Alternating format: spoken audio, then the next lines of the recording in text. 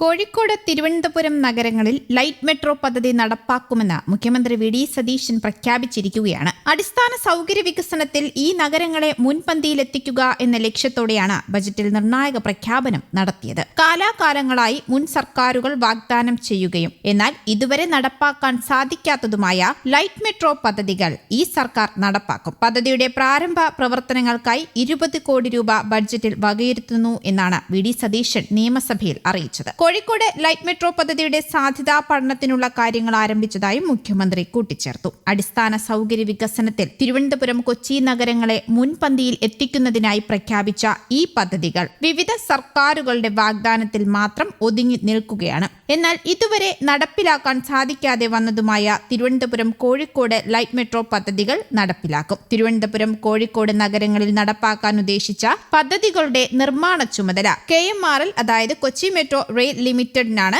കഴിഞ്ഞ സർക്കാർ നൽകിയത്. പദ്ധതി കടന്നുപോകുന്ന പ്രദേശത്തെ 3 മേൽപ്പാലങ്ങളുടെ നിർമ്മാണവും കൊച്ചി മെട്രോയെ ഏൽപ്പിക്കാൻ ധാരണയായിരുന്നു. തിരുവനന്തപുരത്തെ മെട്രോ റെയിലിന്റെ പദ്ധതി രേഖ അടുത്ത ആഴ്ച സർക്കാരിന് സമർപ്പിക്കാനിരിക്കെയാണ് ബഡ്ജറ്റിലെ ഈ പ്രഖ്യാപനവും എത്തുന്നത്. പദ്ധതി രേഖയ്ക്ക് മന്ത്രിസഭയുടെ അംഗീകാരം ലഭിച്ചാൽ ഉടൻ തന്നെ കേന്ദ്ര അനുമതിക്കായി അയക്കും. പാപ്പനംകോട് നിന്ന് കിള്ളിപ്പാലം, തമ്പാനൂർ, സെക്രട്ടേറിയറ്റ്, പാളയം, പട്ടം മെഡിക്കൽ കോളേജ്, ഉള്ളൂർ, കാര്യവട്ടം വഴി കഴക്കൂട്ടം വരെയും അവിടെ നിന്ന് ടെക്നോ പാർക്ക്, ആക്കുളം, ചാക്ക വഴി ഈഞ്ചക്കൽ വരെയും എത്തുന്ന 31 കിലോമീറ്ററിലാണ് അലൈൻമെന്റ് തയ്യാറാക്കിയിരിക്കുന്നത്. ഭാവിയിൽ ആറ്റിങ്ങൽ വരെയും നെയ്യാറ്റിൻകര വരെയും നീട്ടാവുന്ന തരത്തിലുള്ള അലൈൻമെന്റാണിത്. മെട്രോയ്ക്കായി പൂർണ്ണമായി എലിവേറ്റഡ് പാതയാണ് ശുപാർശ ചെയ്തിരിക്കുന്നത്. ഏകദേശം 10,000 കോടി രൂപയാണ് പദ്ധതിയുടെ ചെലവ്. കൊച്ചി മെട്രോയുടെ മാതൃകയിലാണെങ്കിൽ 60% വായ്പയെടുത്തും 20% വീതം സംസ്ഥാന, കേന്ദ്ര സർക്കാർ വിഹിതവും ഉപയോഗിച്ചുമാകും പദ്ധതി പൂർത്തിയാക്കുക. ഇത് മാത്രമല്ല,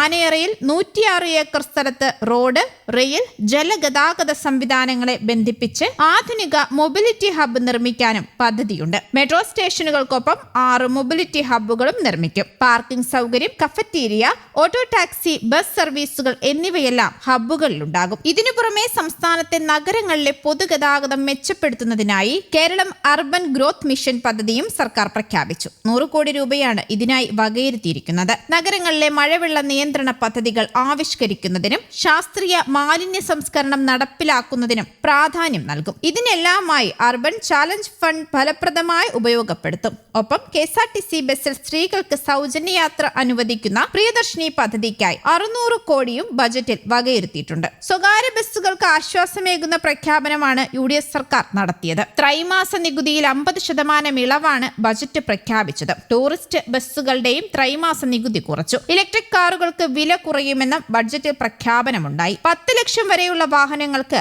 5% നിന്ന് 3% നികുതി കുറച്ചു. 20 ലക്ഷം വരെ വില വരുന്ന വാഹനങ്ങൾക്ക് 5% നികുതി കുറച്ചു. സംസ്ഥാനത്തിന്റെ സമഗ്ര വികസനം ലക്ഷ്യമിട്ട് മുഖ്യമന്ത്രി വി.ഡി. സതീശൻ അവതരിപ്പിച്ച 2026-27 വർഷത്തെ പുതുക്കിയ ബജറ്റിൽ ജനപ്രിയ പ്രഖ്യാപനങ്ങൾ ഏറെയാണ്. കടക്കിണിയും സാമ്പത്തിക പ്രതിസന്ധികളും നിലനിൽക്കുമ്പോഴും സാധാരണക്കാർക്ക് ആശ്വാസം നൽകുന്ന ക്ഷേമ പദ്ധതികളും വികസന പദ്ധതികളും ബജറ്റിൽ ഇടം പിടിച്ചിട്ടുണ്ട്.